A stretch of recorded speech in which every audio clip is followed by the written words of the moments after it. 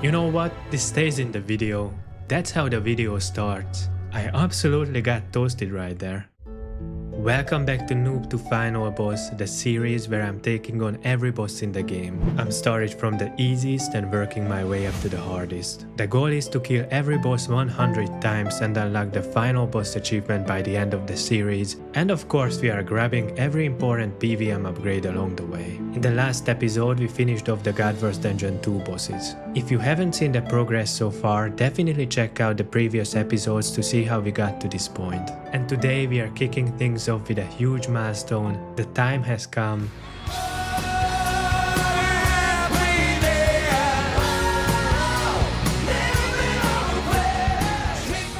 Yes, we've done it. We have Soul Split. This is a game changer. I'm so happy that we finally got it. Feels amazing. And the crazy part? I never had Soul Split before, ever, in my RuneScape history. So I cannot wait to test it out. And what better place to do so than heading deep into the cave on Waterbirth Island and face the Dagannoth Kings. Let's get to it.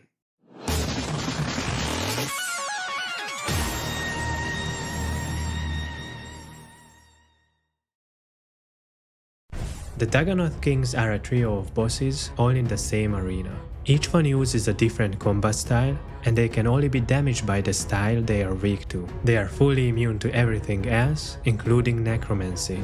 So, we'll need 3 different combat styles to take down all 3 of these bosses. I'm really excited to see how this goes, but first let's go over the prep. As for the gear, I'm wearing a full set of Accuracy, which is a tier 70 augmentable barrow set. To wear this gear, I had to complete a long list of quests. But I would have had to do them anyway eventually for the questscape, so it was a 2 birds, 1 stone kind of deal. Still, it was a hell of a grind. Now I can even claim 5 magical dice from May for some juicy rewards. Anyway, I digress. So, after finishing Ritual of the Majoret, we're finally able to equip this hybrid armor. Hybrid armor has less defense than tank, but also defends equally well against all styles and has no negative to using any style. So it's a really good choice against the Dagannoth Kings, since I'll be swapping between melee, ranged and magic, and I don't want to swap armor sets. Another reason I went with Accuracy, besides being very cheap, is that it's augmentable, and I really need to start leveling Invention. I perked the rope top with Scavenging too, so not only am I leveling my gear while fighting, I'll also be getting Invention components. To damage the bosses, I'm bringing all 3 of the wilderness weapons, 1 for each style. I went with 2-handed weapons to make the fight easier by minimizing switches. I also set up revolution bars for each combat style and linked them to my weapons, so my revolution bar will automatically switch depending on what weapon I have in my hands. For boots I'm wearing silver hawks, and I picked up a big upgrade, Cinderbane gloves. These are hybrid power gloves that automatically inflict poison on the enemy. They cost a spicy 80 mil on the GE, but I really wanted them, so yeah, first big splurge on the account. In my cape slot, I've got my 99 fletching cape, which is a really good choice because it's also hybrid, and then the rest of the setup should be familiar if you've seen the earlier episodes. Alright, time for the toughest part. As soon as we drop down, all 3 Dagannoth Kings spawn at the same time. Luckily we've got Soul Split now, so we should be fine. For anyone who don't know, Soul Split heals you for 10% of the damage you deal. So basically you stay alive just by doing damage. It's amazing for sustain. I started off by killing Supreme using melee, then switched to my ranged weapon to take out Prime. And finally used magic to finish off Rex. And after that it was just rinse and repeat. They spawn in a rotation, so you just keep cycling through them. At first I used the standard respawn timer, but it felt too slow, so I cranked it up to the fastest setting. Look at us go! Triple bossing like it's nothing. Soul Split is absolutely awesome, man. After the initial bombardment, the respawn timing lined up, so I was usually fighting 1 at a time. Occasionally 2 would stack on me if my DPS wasn't quite quick enough, but I was camping Soul Split, running Vampirism Aura, and getting a bit of extra healing from my Amulet of Fury, more than enough to keep me going. And there it is, our first unique drop, a Dragon Hatchet, nice. I can barely keep up with looting all this stuff. Got a Warrior Ring too. Shame it's the cheapest Brahmanic ring, but we'll take it. Fastest 100 boss kills of the series so far, knocked them out in under an hour. Pretty fun to do, pretty engaging boss in general, great practice for DPS rotations and weapon switching. Loot wise, not the best R. I only made 2.3 mil total. Nothing crazy, just consistent drops. The real money from these guys comes from the Fremennic rings, because they are used to make the upgraded versions from their ex-matriarchs. So yeah, not bad, just a bit unlucky this time. But nah, let's move on to the real boss of this episode. The Queen Black Dragon is a mid to high level solo boss that serves as a great stepping stone into more advanced PvM. She is the first dragon ever created by the Dragon King Karapag and the mother to all dragons. Now I haven't used range since episode 1, so I've got some serious catching up to do. I never really liked range combat much, not sure why, but it's finally time to get familiar with the abilities and learn how to use them properly. First things first, gear. I had to figure out what armor I wanted to invest in. Interestingly, tier 90 Serenic power armor is super cheap right now, so it felt like a no-brainer. For my weapon, I'm using Decimation. On my feet, I'm wearing Fleeting Boots. These give decent stats and also buff rapid fire. Not bad for around 3 mil. For gloves, I'm using Nightmare Gauntlets. These let you move while casting Snipe and give Snipe a 25% hit chance. For the cape, you already know what's coming. You guessed it. I went back to the fight kiln one last time to grab the last missing cape, the range one, aka the green one. With Soul Split, it was a walk in the park. I still had to stay sharp during those jet waves though. 25 jet kills, that's great! Since we need 100 for the final boss title anyway. Always nice to make passive progress like that. One last upgrade, the arrows. QBD is weak to Dragonbane arrows. They are untradeable and require the Ritual of the Majoret quest to make, which we've already done, so we're set. They give a 40% damage boost and a 30% hit chance bonus against dragons. Even though Decimation doesn't technically use ammo, it still benefits from the damage bonus. So yeah, I'll be bringing these. I also knocked out Song from the Depths, because the benefit from this quest reduces the damage we take from QBD. And finally, probably the most important thing in my inventory, super anti-fire potions. Without this, you're just toast.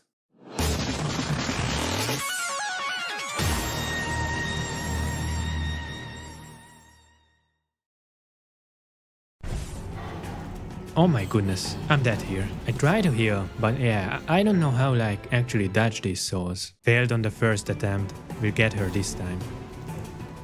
I don't like what's happening. What's going on? Of course I just walked into her time stop mechanic. Oh god, this is gonna kill me probably. No? I survived somehow. Oh shit, that fire hits. Whoa, that, holy crap. She's the mother of dragons for a reason. Is she gonna be the first boss who makes me sweat?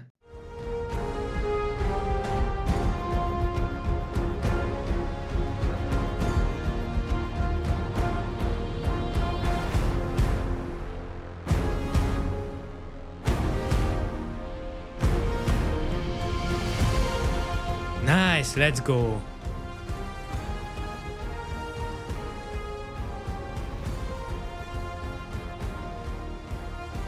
I was just smashing my abilities, but as long as the enemy dies, me happy. Now we can go down to this little chamber for our first loot. What do we get? Super restores. That is pretty good actually, because it's supply, so can't complain about that one. 1 minute 30. That was blazingly fast. We did a ton of damage there. That was actually insane. But I definitely need to get a better handle on the mechanics. Also, I just unlocked Reaper's Choice, so I'm hoping to get lucky and grab a QBD assignment. Yes, there it is. Perfect. Now we can start working towards unlocking the Majoret Aura next. QBD has 4 distinct phases, each with 25,000 hit points and unique mechanics that ramp up in difficulty as you go. Phase 1 is probably the best time to use our ultimate, right? Because we don't have to move around dodging too many mechanics yet, so we can just focus on dumping as much damage as possible. Whoa, that first phase went by fast. She didn't even get the chance to use her firewall mechanic. Alright, phase 2, here we go. I really like this fight so far. Such a unique boss with activating the different artifacts at the end of each phase to move on. 3 fire waves now. Yeah, she's definitely getting more desperate. Oh, check this out. If you time your movement just right, you can actually run through the firewall without taking any damage. It takes a bit of practice though. Actually, with super anti-fire active we can just tank these, I guess, because running around to dodge everything just ends up killing our DPS anyway. 9mm gauntlets are amazing here. We can move around without interrupting snipe, a longest channeled ability, which would otherwise root me in place for 2.4 seconds. Man, this setup is sick. I'm actually starting to like this combat style. Overall, QBD is relatively easy with soul split, super anti-fire and 90 plus stats. But she's still a great boss to learn from. Movement and positioning are key in this fight. Avoiding tortured souls, flame walls and her fire breath really teaches you how to reposition while keeping your DPS high. It's a really mechanic heavy fight that helps build your awareness of your surroundings, which is honestly one of the most important PvM skills. It also teaches you to keep track of the phases, since you need to be ready to activate the correct artifact immediately when she hits 0 HP for each phase. Alright, I'm feeling super confident with QBD now. We are sitting at 90 kill count. My personal best is 1 minute and 6 seconds. So for the last 10 kills, I'm thinking of pushing myself and trying to get that time under 1 minute. To help with that, I picked up the Reckless Aura from the PvM shop. It gives a 10% boost to both damage and accuracy, which should help to shave off those last few seconds. That said, we'll still need to be absolutely on point with our DPS and artifact activations to make it happen. Oh god, did I misclick the artifact? Or what just happened there?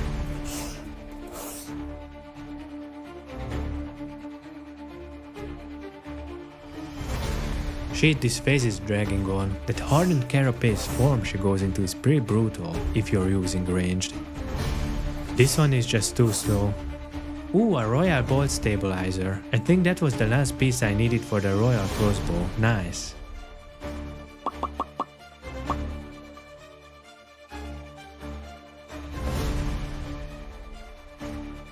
Alright, so far so good. This is the one.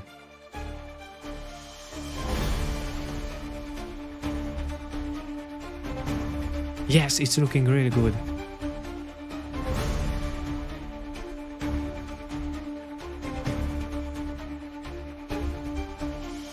100.6. No! You gotta be kidding me. For a second I thought we pulled it off. So close to a sub 1 minute kill. But hey, we did it. 100 kills done. I had a ton of fun learning this boss. Let's check out the loot we ended up with. 16 mil total, not bad at all. QBD drops a bunch of raw supplies like Saradomin brews and super restores, so that's always useful. What's wild to me is how worthless the Royal Crossbow pieces are now. Like, look at this, nearly nothing. We grabbed lots of unique items by the way, which is awesome. Man, it kinda hurts to look at this number. But yeah, we are only missing the pet now. So close to a full collection log. Anyways, that's gonna do it for today's episode. Hope you guys enjoyed it. If you did, give it a like. Don't forget to subscribe if you're new for lots of future content. As always, thank you so much for watching, and I'll see you in the next video.